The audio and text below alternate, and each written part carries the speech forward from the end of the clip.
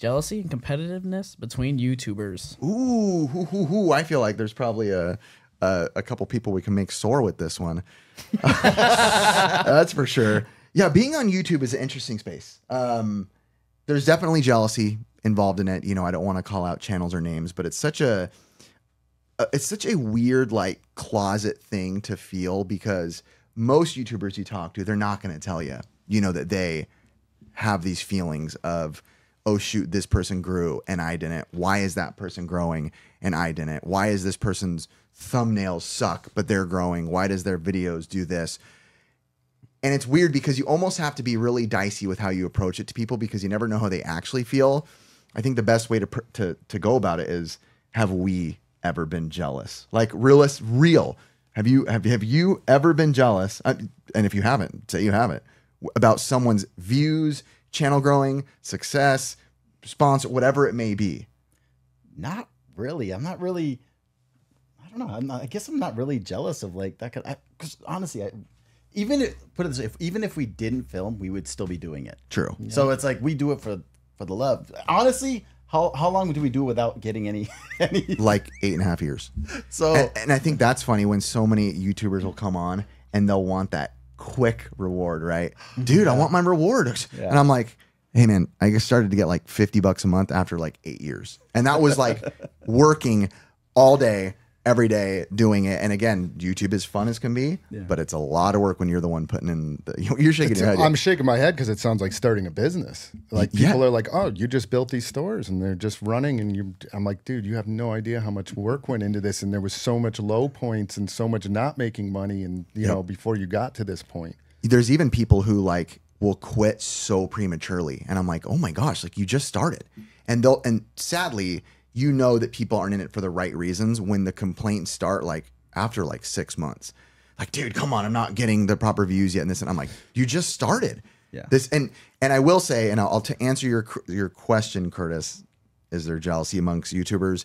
I'm not going to name a name for sure, but I've talked to a specific person. This is just an example. There's a lot of people like that, but I just recently had a specific conversation with someone where he quite literally texted me like, I'm extremely jealous and it bothers me and I hate to admit it. Of you? Yes. Wow. And he told you? Yeah. What was the word? Jealousy, and also like something like heartbroken or something, that it's like happening to us and not them, which is kind of a weird thing to say. And not like jealous in the good way. Like, man, I'm so jealous of how successful you are. Like worded like that. I commend him that he was willing to say it, but no, yeah, it was more like almost like annoyed. Like it didn't, I mean, I'm a big believer that you should be able to say what you got to say to someone no matter how it's going to feel. So I commend him for telling me that. But at the same time, I was like, wow, that's like real, you know? And do I think it's weird because my brain would have thought that I would have been jealous, right? Like if you would have told me, let's use Retro Rick as an example. He came in the scene and he blew up past all of us. And he will be the first to admit, pretty much taking our formula, not taking it because a million people do it, but like, hey, I started the channel because you guys, I'm inspired by you guys, I'm going to do it. He did it, and it just went and quadrupled us quickly. And I can firmly say I didn't sense any jealousy. And I don't know if it's because he's a good guy or what, but maybe if he was a jerk, maybe I would have felt jealous. But I mean, you got to think about his background. He's definitely had the religious background. He's like really, like, he's just a nice guy in general. Everything he's done. Nice. He's like, one of the nicest people I ever met. even the way he talks and handles himself with you, it's just like, you already know he's like that gracious person. He very much is one of those people. I've always kind of used that as a good gauge for good friends. Okay. Like as we grow up, you know, wherever we came from, right? And none of us probably had any money maybe. And then you grow up and then like, some people are going to be more successful than others, right? And the friends that like can't handle other people's success, I'm like, well, maybe you're not such a good friend. Me personally, like the friends that I've had that have been really successful, I'm like, dude, that's freaking awesome. Like rooting them on. So I've never really understood that jealousy of like people, you know. I actually think our channel and what we do on the Pixel Game Squad channel with the game hunting is actually a good testament to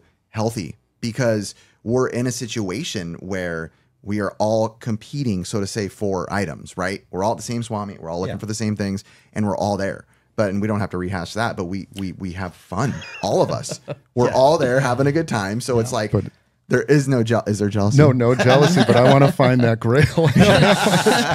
I want to be the first one in the booth to be like, yes, got it. Get the heck out of my way, Ricky. Look, I'm just a bad hunter. That's all I know. I wake up at 5:15. I get there before them, and they still have way more stuff than me. So I'm just bad Curtis at it. is a funny game hunter. We love him though, bro. But anyway, why do you think small channels are outperforming larger channels? Oh, so I think the better way to word that would be, I know what you're saying. I get where you're coming out with this. There is a lot of those big YouTubers who are getting those views that small YouTubers get, or small YouTubers are outperforming them. And it comes with a lot of things. It could be that when you started a long time ago, you got really big out of nowhere and then your audience just kind of died, right? But you have 3 million subs. But here comes whoever, Johnny Joe.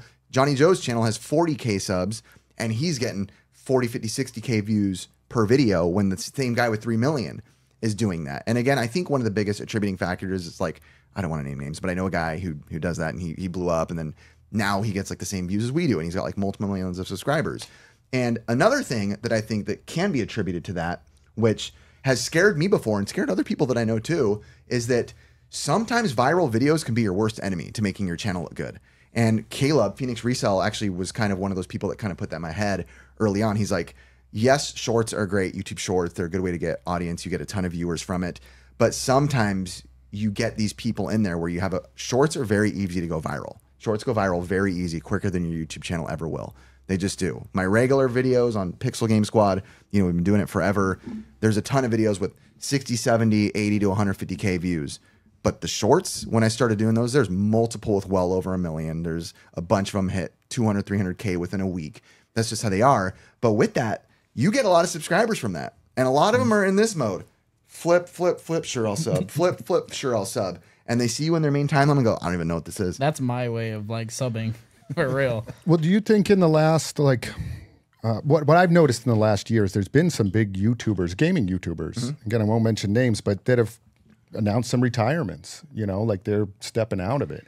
And do you think it's kind of similar to just our attention spans with like any kind of media? Like, all right, there's a Walking Dead show that's on. They can only run it like 8 seasons or whatever they're on before people just lose interest in it. Do you think it's like that with YouTubers? Yes, yeah, it is. And it's so hard because there's some of those OG YouTubers who are still around who are crushing it. And I say bravo to them because they either stuck around for it and they rode out those dips, right, of being dead. But YouTube is also a different space than typical media because let's say The Walking Dead, right, or whatever. Let's say a show, I don't know any show that got stopped airing recently. Let's just say a show called Camera Crew. Let's just say super hot. It blows up. It goes well. I love that show. Awesome. But then it dies, right? And it's dead. On YouTube, as a YouTuber, you can keep that going. You can not always, first, you can't speak for everybody. A lot of people can keep that going. Like, well, I'm just going to keep doing it and leave the channel up, so to say. But on regular TV, regular media, you can't, right? The network's not going to put out millions of dollars to let you keep writing it out. And hopefully one day it has a resurgence, you know, and that's why I think also, like, you know, modern media is doing a lot of like remakes and all that stuff now too, because it's like, all right, that time died, let's see if we can milk it again, so to say. But I don't know, I think there's definitely similarities in it, but yeah, it's a hard one. YouTube's a weird world, man. It will never be understood. It will never be understood. I got one last question for you. Like, why are small YouTubers channels quick to judge sponsorships? Let me hear it. Oh boy, do I want to open up that can of worms. I won't say the word, but I'll say it. Jealousy. It's 100% jealousy. And you can say it's not all you want, but if I ever in my heart am bothered or upset by somebody doing something that won't affect my day, it won't affect anything, right? It'd be like me going into Chris's store and him being like, hey, before you go in, you got to ring this bell and I get $10 from the company. Like, if you get upset at something like that doesn't affect you in any certain way, it's odd to me because that's a very common thing. And it's very common to call them a sellout or very common to call someone you're a shill, so to say. But I hate to break it to you. If you've been watching TV, you've been watching shills for the past every day that you've been alive. Every commercial, every ad, any celebrity that's ever told you they like anything, they're getting paid for it. And that's not saying you can't have a level of dignity in it, right? Like, I've turned away multiple people, tons of people. I've turned away so many things, turned away a lot of like weird sexual stuff where I'm like, okay, I'm not going to put that on my channel. Stuff that I don't agree with, whether it's like some. Dang, I might have bought some of that stuff. You know, bro. You buy all that. No, Blake buys all that for me. Blake buys that.